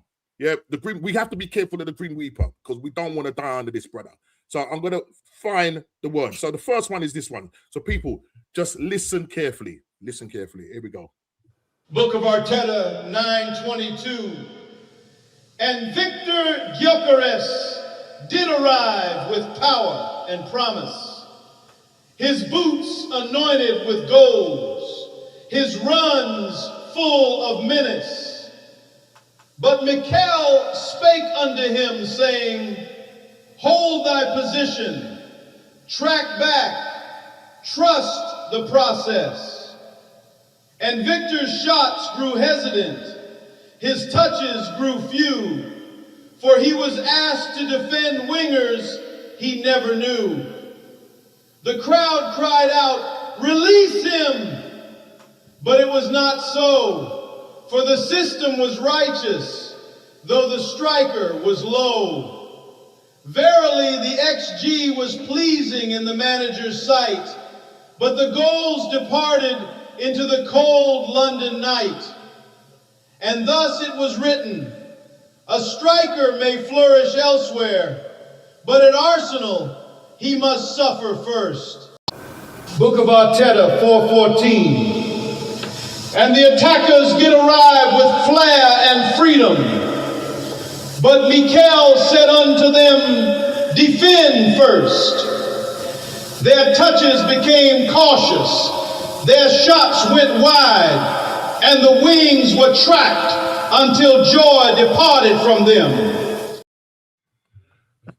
Amen. That's amazing. It's so spot on as well. That's outrageous. They can do it right now. Outrageous. They can do it right now. Yeah, right now. So, guys, this is what's going to happen, guys. Like, anytime we see that something is going on, yeah, if you want to join, if you don't want to join the church of Arteta, the book of Arteta, yeah, you see what's going on in there, yeah? This man is the killer of tactics, yeah? Taking people's... Listen, if you watch Shane's show, Michael Bundy, he takes on different forms. So we have to be, comes as wolf in sheep's clothing. I'll say no more. The devil takes on many forms, Norm. He takes on many forms. He takes on many forms. So I just thought I'd share that with you. It will become part of my repertoire if we don't do what is required of us, people. The word will come out. Yeah, it was prophesized. It was prophesized. We was all happy. I'll be nicking that video on you as well. No, that's going to become part of the full Irish every morning. We was all doing this. Yeah, and you never. I'm going to say. I don't want to take full credit for this. Yeah, I don't want to take full credit for this. But I did create the second one. But Mr. Matty Southern, give it up to Matty Guna. Yeah, I don't know how he did it. I created the image, created the thing, and then I've heard this thing. I'm thinking, is Matty preaching? The world of AI. And so, therefore, Matty will send you if you need it. Matty, Matty will send it to you. Views, Matty will send it to you. We need to get this message out to the masses, to the masses. Because now Gyökeres is a camel. He's giving rides, just 10 euros. Jump on his back and he'll run you down the pitch. Like that's absolutely. That's on Arteta, everyone. Absolutely crazy, man. But look, this is what we're facing with, guys. And if we don't change our ways, then it could be another year. But remember, Friday, Saturday, as what's the name say, where the armbands. But I know this, and I know Shane's got to shoot. Obviously, I do duties. The family group chat is blowing up. We're all hungry. She's sitting down there watching TV. You know what I mean? But it's a mad world. Bosses are, do you know what I I'm mean? telling you now, man. I'm telling you now. And they were out having Burger King without me today as well for lunch. You know what I mean? So yeah. Right, so let me just quickly read a couple more of these views. Shane Norski, man, Blue, good night, people. All the views, subscribe and like, people. Arsenal can sack Monday. May we sign another manager? Just before I go, Sean Dyche is playing attacking football. Arteta terrorist football. Wow, Sean Dyche, very very worried. AFC always Norski views. Ed's money man. Shane, big up to you. And then we'll just quickly go through there. This one. Here now, Tottenham went to Nottingham Forest. We're just talking about him. Yeah, Tottenham went to Nottingham Forest. Question is, and the question I put to you guys is that: is the Spurs job too big for Thomas Frank? Is it too big for him? If just a couple of stats here, 20 errors or 20 shots leading from errors from or goals in terms of goals or shots leading from errors, 20 errors leading to shots. Sorry. Yeah. Oh, somebody just scored. Cherky just scored an absolute screamer. Why would 35 million euros? I was saying it in the summer. Why are we sitting on our hands? This is going to be the part where I can't control. Let me just. He was available for 50, he was available for 15 mil the summer before. Yeah, no, they spent less than what we paid for Fabio Vieira. It's ridiculous. Washerman went to wherever he went for 45 million euros. That's a nerve. That's touching a nerve for me. Washerman. What a Turkey, man! What a player, man! But I mean, Thomas Frank. Listen, he's come from Brentford. The brand of football. It doesn't seem like the fan base, are liking it. Do you think he needs more time? Does he need more money? Or I mean, I know Shane said he likes him as a manager. And I thought when he went there, maybe you kind of bring a bit of balance because obviously taking over from Postecoglou, the high line and all that stuff, I thought maybe you'll bring a bit of control of that. But now they're saying he's gone too defensive, a lot of errors, Vicaro making errors left, right, and centre.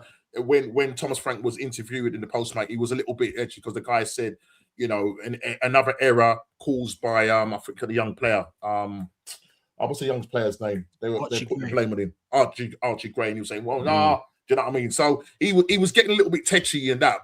Is the pressure getting too much for him? Just quickly, guys. Sorry. When you said is the job too big for him? I think the job's too big for anyone there because they're the mix between all the bad sides that we've said about our clubs, about Chelsea and Arsenal. They have the ambitions, their fans of a city, but they don't have the squad of any of them, and they expect far too much.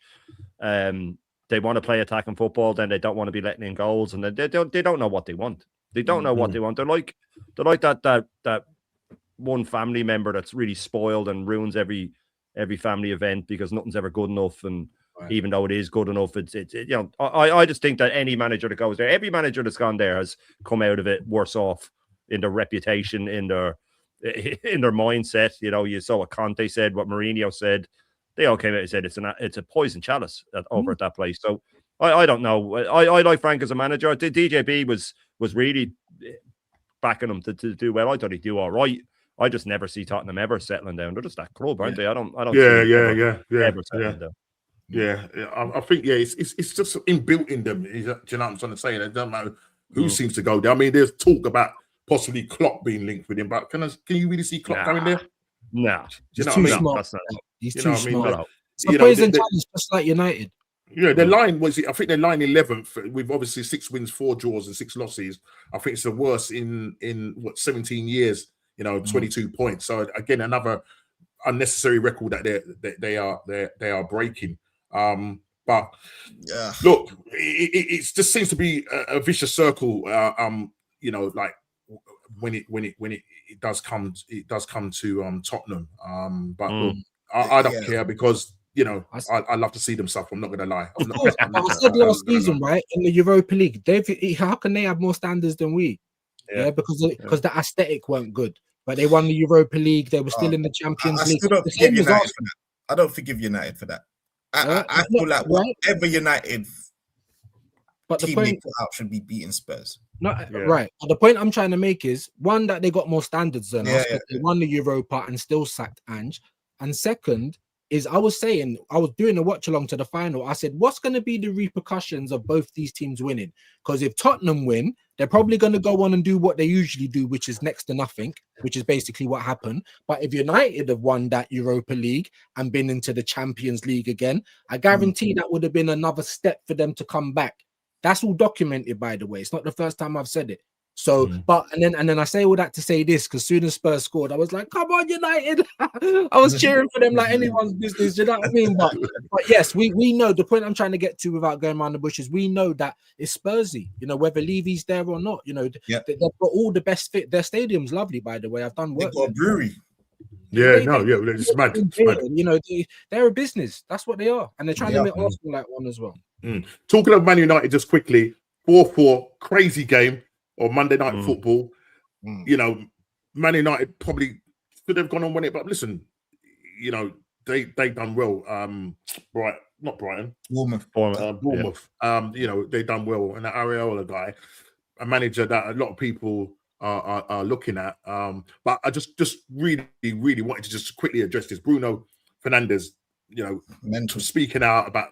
Is there a power struggle? He essentially just said this quickly. I don't know. Just want to quickly get your views on it. He goes, Bruno Fernandes claims Man United bosses wanted to cash in on him, but lacked courage to defy Ruben Amorim's wishes. Bruno Fernandes has revealed his hurt and sadness over feeling like Man United were ready to move him on in the summer. And when Al were ready to pay 100 million to sign him after turning down and move to another club. The season before, where he says he would have won many trophies. What are your thoughts on that statement from him? Should he be talking? Does he have a point to make, or what? I think everyone has to put themselves in the shoes. I was saying the same with Trent last year with Liverpool. You have to put yourself in everyone's shoes. For Man United, Bruno's what? Is he 30 now? Is he 30? Yeah, 31. Understand? So if they can get anywhere near 100 million, why? That's great business. Do you know what I'm saying? Why on earth would they say no? But then obviously, if you're putting yourself in Fernandez's shoes, he still thinks he can cut it. He is still quite a danger man for United, by the way. He's much more effective than Odegaard. So he still wants to play at the highest level. So it's hard. You got to put yourself in everyone's shoes. That's all I'd say. But it's a pity because, as I said, they could have missed out. You know what I mean? They missed out with that 100,000 because I don't think now the clubs are going to. I think they're looking at the younger players now, so I don't see it.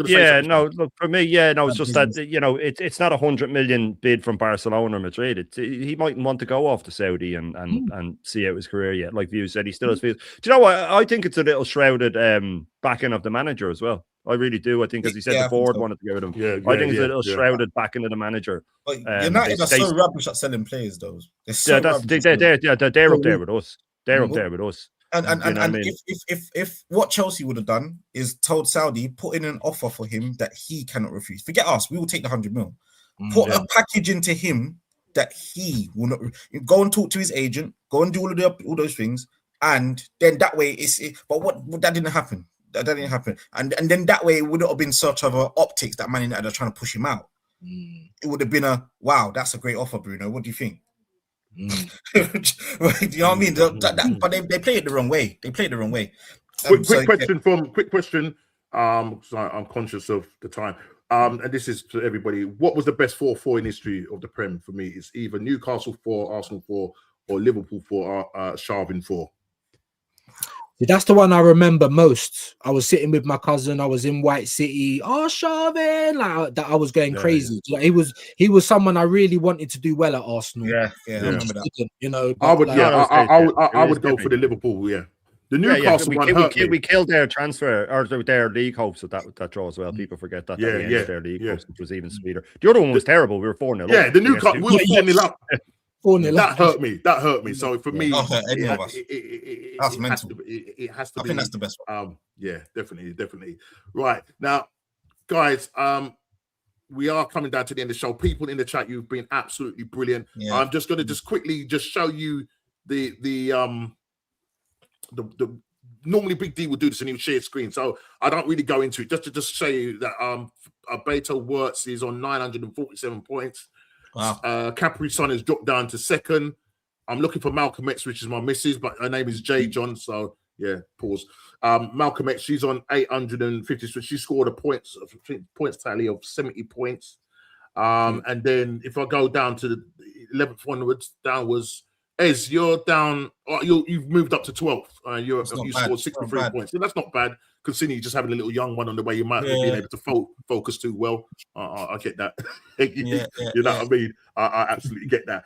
And lastly, just to share every week we do the what's going on prediction league table. So just to say, bro, I'm sitting at the top on 14 points. Big D's on 14 points. We both got our outcome right, but not the exact score. So the blues actually mean getting an outcome right. The reds means obviously you don't get anything because you got it wrong. The greens means if you get it exactly right. Look at my form, man. If I had that form right, I would be up there at the top. You sound like Arteta now, man. You sound like Arteta now.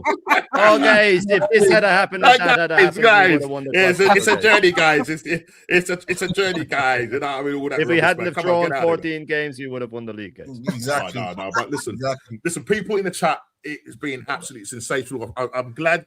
Listen, people, we will preach the message. Yeah, from the book of Arteta.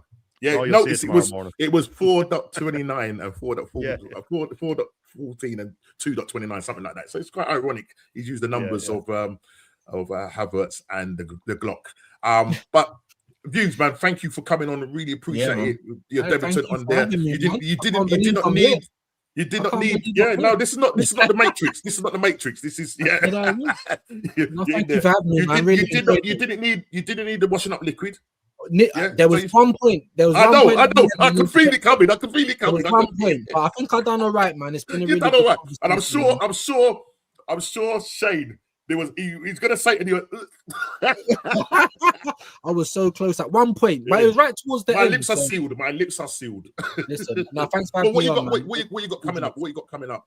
Yeah, man. Probably that'll be it for me today. I'm knackered. Back with the intervention tomorrow, and we are doing a hate watch because I normally do my intervention on 12 midday every day, and obviously on Saturday it's Newcastle Chelsea, so we'll be doing that. But other than that, views on sport, thank you for having me. Get norms to 1K, people. Like, subscribe. Yeah, hurry up, people. That's what I will say. Thank you very much. Big up to you every time. And Shane, what you got coming up? Well, I know what you got coming up, but I'm going to say it. Yeah, but first off, a big up for having me on, and always a pleasure to share a screen with yourself and Ez and views, and big up to the legendary chat. I'll be back obviously for the full Irish tomorrow morning, and then the Bruised Banana tomorrow night, and then off topic will be whatever day we're playing Saturday night, so probably Sunday night, and a few bits and pieces, but that's mainly it. But yeah, make sure you tune in at 10:30 tomorrow for the full Irish. And I'm not going to answer what you got coming because you've got baby duties to do. But big up to you every time, and everybody in the chat. Listen, big up to Ez. It's start of the journey. Ez, you will get to the destination. You'll grow that kid up to be a great Arsenal player.